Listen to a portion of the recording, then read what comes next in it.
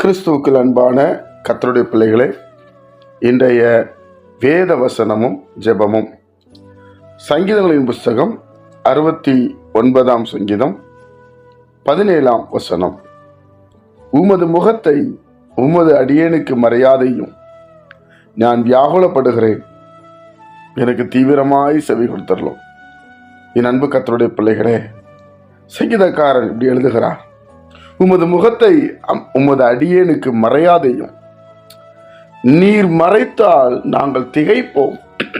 அப்படின்னா என்ன காரியம்? எங்கள் தேவைகள் சந்திக்கப்படாது, போற இடத்துல சமாதானம் இருக்காது, நிம்மதி இருக்காது, சந்தோஷம் இருக்காது, ஏதோ ஒரு குழப்பம் எங்களை ஆளுகை செய்து கொண்டே இருக்கும்.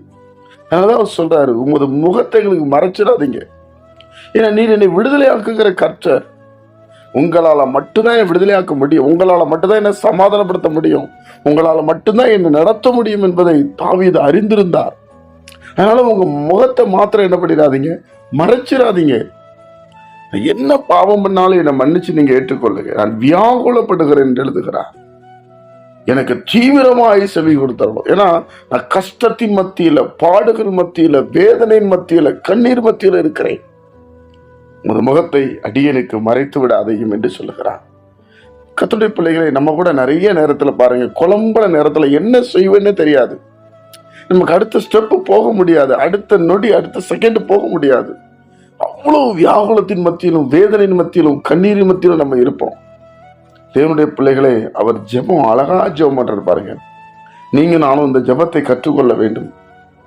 இப்படி ஜெபிக்கிறவர்களாய் நாம் மாற வேண்டும். அவர் சொல்றாரு, உமது முகத்தை அடியனுக்கு மறையாதையும். தேவனுடைய ஆலயத்துல போய் இப்படி ஜெபம் பண்ணுங்க. ஆண்டவரே, உங்க முகத்தை என்ன மறைச்சிடாதீங்க, நான் வியாகுலப்படுகிறேன். என்ன பிரச்சனை அப்படி அவருடைய திறந்த மனசை நம்ம சொல்லுவோம். கண்டிப்பா அவர் நமக்கு உதவி செய்வார். புலம்பாதபடி, முறுமுறுக்காதபடி கர்த்தரை சார்ந்திருந்தால் நிச்சயமா கர்த்தர் செவி கொடுப்பார். ஜெபிப்போமா? பரிசுத்த பிதாவே, உம்முடைய குமாரன் இயேசு கிறிஸ்துவின் நாமத்துல வருகிறோம். இந்த நாளை நீர் எங்களுக்கு ஆசீர்வதித்து தாரும். இதை கேட்கிற ஒவ்வொரு பிள்ளைகளுக்கும் உங்களுடைய முகத்தை மறைக்காதீங்க, உங்களோடு நீங்க இருங்கப்பா. ஏசப்பா, நீங்க இல்லாம எங்களால் ஒன்றும் செய்ய முடியாது. 100க்கு 100 நாங்கள் விசுவாசிக்கிறோம். இந்த நாளை எங்களுக்கு ஆசீர்வதித்தாரும். இயேசுவின் மூலம் பிதாவே, ஆமென்.